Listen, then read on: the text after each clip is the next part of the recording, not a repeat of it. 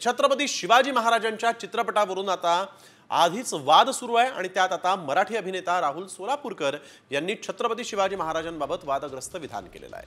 छत्रपती शिवाजी महाराज हे औरंगजेबाला लाच देऊन आग्र्याहून परत आले होते असं वादग्रस्त विधान राहुल सोलापूरकर यांनी केलं।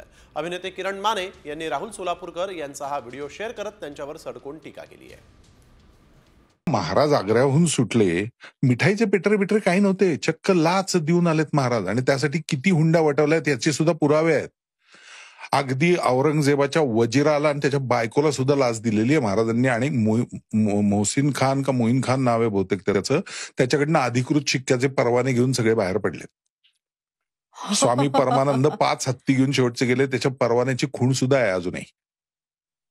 पण गोष्टी रूपात करताना मग ते जरा लोकांना रंजक करून सांगायला लागतं, मग ती रंजकता आली की इतिहासाला कुठेतरी थोडासा छेद मिळतो किंवा बाजूला टाकला होता।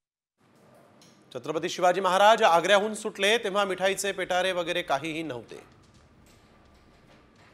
महाराज चक्क लाच देऊन आले आणि त्यासाठी किती हुंडा वठवला त्याचेही पुरावे आहेत। अगदी औरंगजेबाच्या वजीराला आणि त्याच्या बायकोलाही महाराजांनी लाच दिली।